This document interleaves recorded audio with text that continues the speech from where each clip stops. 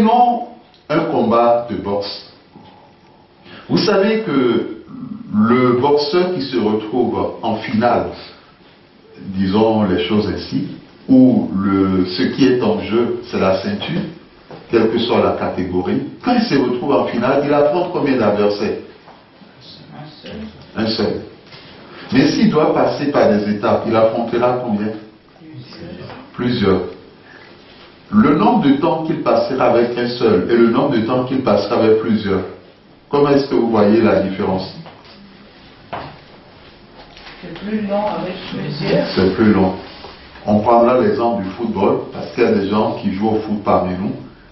Quand nous prenons le football, quand on dit la finale, nous avons une idée du temps. Hein? S'il n'y a pas les prolongations, 90 minutes plus les arrêts de jeu. Mais lorsqu'il s'agit des matchs de poule, et les gens commencent, pour atteindre la finale, ils rencontreront plusieurs adversaires. La finale se joue en un seul jour. Mais la compétition, les matchs de poule, pour arriver à la finale, ce n'est pas en un seul jour. Ça prend plusieurs jours. Il y a assez de temps qui s'ajoute. Il en est ainsi dans le cadre de la vie du chrétien. Lorsque tu demandes quelque chose à Dieu, et tu te rends compte que cette chose tarde à venir, sache que tu n'as pas affaire à un seul adversaire. Tes adversaires sont nombreux. Peut-être qu'un jour, vous direz à Dieu, Seigneur, montre-moi mes adversaires. Je suis sûr que le jour où Dieu parlera à chacun de nous, soit pendant que nous prions au travers d'une révélation, ou bien pendant que nous sommes endormis, il nous montrera nos adversaires. Je suis sûr, je ne sais pas ce que certaines personnes feront, mais peut-être d'autres vont se cacher. Peut-être d'autres vont crier, c'est-à-dire qu'ils vont crier. Je me rappelle d'une dame qui passait par un moment difficile. Et lorsque je suis allé devant le Seigneur, je dis, Seigneur, qu'est-ce qui se passe au niveau de cette femme? Alors l'Éternel me dit, il y a plus de 167 000 adversaires qui la combattent. Lorsque nous parlons des matchs de poule, voyez, est-ce que vous voyez si c'était dans une compétition 167 000 équipes? Non, c'est trop, c'est beaucoup. C'est beaucoup. Ils sont nombreux. Ils sont nombreux. 167 000 qui la combattent. Lorsque lui ai dit, ah, ma soeur, c'est une mère de famille, le nombre d'adversaires qui vous combattent sont à tel nombre. Elle a crié. Mais elle a cru à la parole de Dieu. Je lui ai dit, il faut que vous réveillez. Il faut que vous réveillez, parce que vos ennemis sont nombreux. Et lorsque David dit qu'ils sont nombreux, mes adversaires, bien aimés, ce n'est pas un jeu. Si Dieu te bénit, même si tu es déjà entré dans la bénédiction, continue à prier. Cela est très important. Parce que David était déjà roi avant que son fils Absalom ne vienne le déloger de la royauté du trône. Ils sont nombreux. Donc, mon frère, ma soeur, qu'as-tu demandé à Dieu? Le mariage? Qu'as-tu demandé à Dieu? Beaucoup d'argent? Qu'as-tu demandé à Dieu? Un emploi stable? Quel que soit ce que tu as demandé à Dieu, l'élévation, quel que soit l'élément, si cela tarde pour que tu puisses connaître l'accomplissement, sache que tes ennemis sont nombreux. Sache que tes ennemis sont nombreux. Et que ces ennemis ne veulent pas que cela se passe dans ta vie. Et là, il faut que tu te réveilles, tu changes ta façon de prier. Tu changes ta façon de vivre ta relation avec Dieu. Lorsque Daniel, dans le jeûne, a demandé à Dieu, la Bible nous dit, depuis le premier jour, Dieu avait déjà répondu à Daniel. Mais il y avait une principauté que l'on appelle l'ange de Perse, qui disait il n'en était pas question que Daniel reçoive ce qu'il a demandé de la part de Dieu. Et là, il y a eu un combat. Et comme l'ange de Dieu qui devait amener la commission était seul, lui, il ne pouvait pas passer. Il ne pouvait pas passer. Et il y a un chanteur qui dit, Satan, laisse-moi passer. Jésus m'a libéré. Bien aimé, il faut que tu passes, parce qu'après il dira, on passe et on passera. Il faut que tu passes, c'est très important. L'ange de Dieu qui devait amener la nuit, il ne suffisait pas. Et il dit, lorsqu'il rencontre Daniel, heureusement que l'ange Michel est venu à son secours, à son aide. Sinon, dès le premier jour, Daniel, lorsque tu as élevé la voix vers l'Éternel, l'Éternel t'avait déjà répondu. Donc, quel que soit ce que tu as demandé à Dieu, quelle que soit sa forme, sa nature, dès le premier jour, Dieu t'a répondu. Et dans certains cas, Daniel, il n'avait pas arrêté son jeûne. Il a continué. Cela veut dire l'importance du jeûne par rapport à certaines situations difficiles et complexes. Nombreux ceux qui se dressent contre moi. Le but des adversaires, ce n'est pas simplement d'être nombreux. Il ne suffit pas que le chrétien dise « Ah, j'ai beaucoup d'ennemis. Ah, les gens ne m'aiment pas. » Non, ça ne suffit pas. Ça, on appelle ça le béaba. Ça, c'est l'abécédaire. Ça, c'est encore le chrétien qui a l'air maternel. Il faut qu'il arrive à l'aliment solide. Cela veut dire tout simplement, il faut qu'il comprenne que non seulement les adversaires sont nombreux, la première chose que Dieu t'enseigne ce matin, je ne sais pas pourquoi Dieu te le dit, mais Dieu parle à ses enfants tantôt d'une manière, tantôt d'une autre. Peut-être dans ton cœur tu es déjà découragé par rapport à une situation, tu te poses des questions. Mon frère, ma soeur, sache que tes ennemis sont nombreux. La première chose. Deuxième chose, ce ne sont pas des gens qui croisent les bras. C'est des gens qui parlent, qui envoient des malédictions. Et vous verrez dans le texte que nous avons lu, c'est ce pourquoi le psalmiste demande à Dieu de frapper où?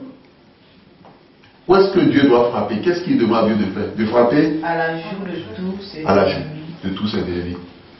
De frapper et de briser les dents des méchants. Est-ce que celui qui n'a pas de dents, vous le voyez bien parler ou articuler les paroles? Non. Retirez les dents à une personne et demandez-lui de parler. Il ne pourra pas. Il va tomber, vous entendrez des sons. Il n'y aura pas une fluidité. Ça sera en tout cas très difficile. Très très difficile. Mon frère, ma soeur, c'est ce pourquoi dès le départ, nous comprenons que Absalom, et c'est pourquoi je parle de Salomon, Absalom a prononcé des malédictions comme David. Et il n'était pas seul, ils étaient nombreux. Sais-tu le nombre de personnes qui ont prononcé des malédictions contre ta vie, ou contre un domaine de ta vie, ou bien contre la vie de tes enfants? Bien aimé, il y a une chose qui est fondamentale. La Bible dit, invoque-moi et je te répondrai, je te révélerai les choses cachées. Pourquoi nous ne demandons pas à Dieu de nous révéler les choses cachées par rapport à une situation ou une autre bien déterminée? Pourquoi ne dis pas tu as bien Seigneur, révèle-moi ceux qui passent leur temps à me maudire? Parce que d'autres sont champions, ils le font jour et nuit. D'autres, ils le font toute la journée. Quelquefois, ça ne les suffit pas. Pendant que les gens sont endormis lors de leur réunion, ils continuent. Toujours à prononcer des malédictions. D'autres, on leur envoie des esprits, et ces esprits sont derrière eux pour libérer des malédictions sur leur vie. Ils se dressent. Le but de tes ennemis, des adversaires nombreux, c'est de se dresser contre toi. Quand on parle de se dresser, on parle de barrière. L'ange de Père s'est dressé contre l'ange qui devait apporter la réponse à Daniel. Il s'est dressé, il s'est mis en place. Il lui a, comme on le dit, se dresser, c'est comme barrer le chemin. Il y a plusieurs, même beaucoup parmi nous, ce matin, ont déjà demandé des choses à Dieu. Depuis le premier jour, ils ont ouvert la bouche, Dieu les a déjà répondu. Mais physiquement, ils n'ont pas ces choses dans leurs mains. Physiquement, ils n'ont pas cette bénédiction. Ils ne vivent pas cette bénédiction. Ils se posent des questions.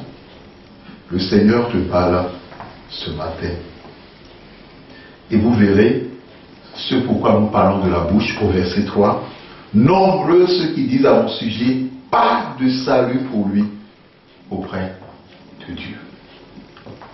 C'est la parole, hein? Ça, c'est une malédiction.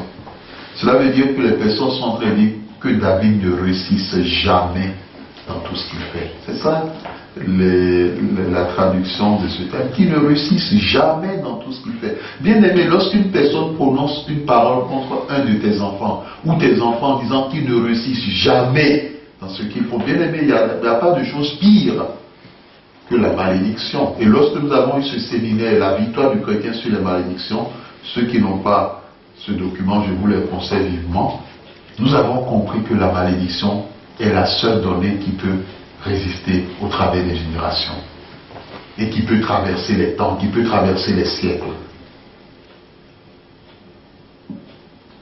C'est ça la force d'une malédiction. Elle est très puissante.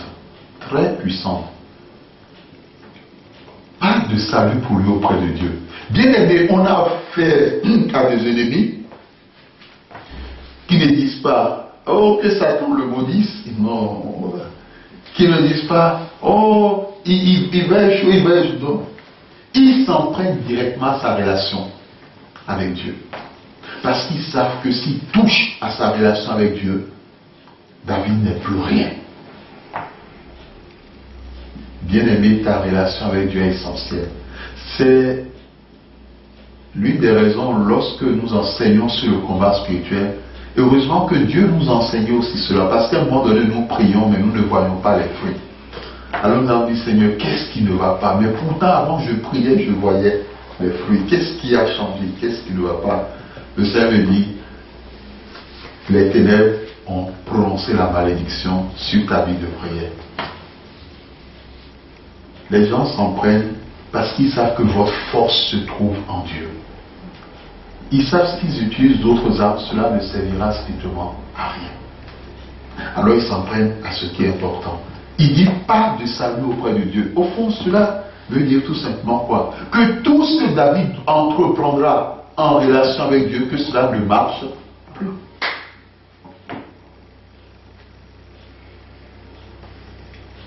Toutes les prières qu'il fera, que cela ne donne rien.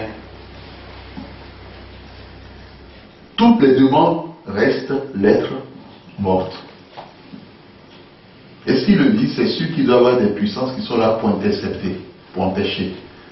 Et cela me rappelle, un jour, on était dans une cellule de prière, et on priait. Les gens étaient dans toute la chaleur possible. Au nom de Jésus, oh Seigneur, ça. À un moment donné, le Seigneur a dit, mais vos prières ne viennent pas à moi. Ah. Je voyais toute la force, je voyais toute la... Bien aimé, les gens transpiraient, même à un moment donné. Quand vous voyez quelqu'un qui prie en train de transpirer, sachez que vraiment, elle ne vient pas de faire 10 minutes, elle dit 15 minutes. C'est qu'elle est allée dans le combat pendant un certain nombre de temps. Il dit, mais Seigneur, mais qu'est-ce que cela veut dire? Et il m'a dit, regarde.